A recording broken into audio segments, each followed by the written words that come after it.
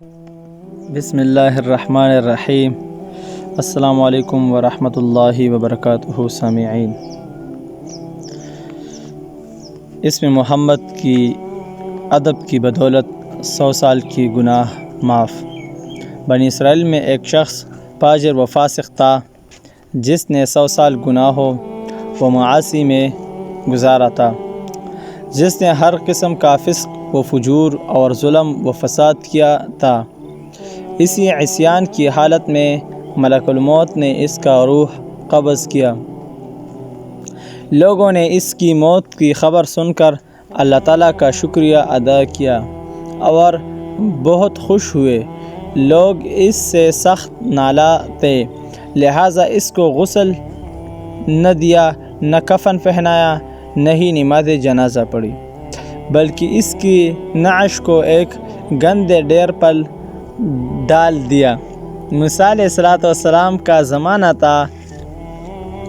آپ کے پاس حضرت جبرائیل علیہ السلام حاضر ہوئے اور کہا، اے موسیٰ علیہ السلام، اللہ تعالیٰ سلام دیتا ہے اور فرماتا ہے کہ میرا ایک دوست انتقال کر گیا ہے۔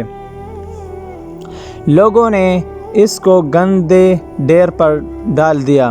اٹھو اور جا کر اس کو وہاں سے اٹھا لاؤ اور اس کی تجہیز و تکفین کرو، اور بنی اسرائیل کو فرماؤ کہ اس کی نماز جنازہ پڑھے تاکہ اس کی نماز کی برکت سے ان کے گناہ بخشے جائے۔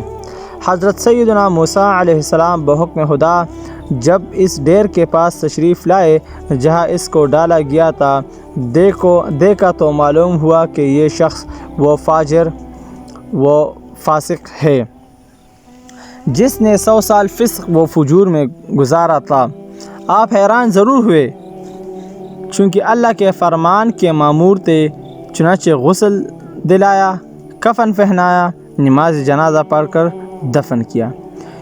پھر بارگاہ الہی میں اس شخص کے بارے میں استفسار کیا تو اللہ تعالیٰ نے فرمایا، اے موسیٰ، واقعی وہ شخص فاسق، فاجر، ظالم اور گنہگار تھا، مگر اس نے ایک روز تورات شریف دیکھی تو اس میں میرے حبیب کا نام محمد صلی اللہ علیہ وسلم لکھا ہوا پایا۔ اس نے اس نام کو چوما اور اپنی آنکھوں پر لگایا۔ اس کی یہ تعظیم اور ادب مجھے پسند آیا۔ میں نے اس کے 100 سال کے گناہ بخش دیے اور اسے اپنے مقربین کی فہرست میں داخل کیا۔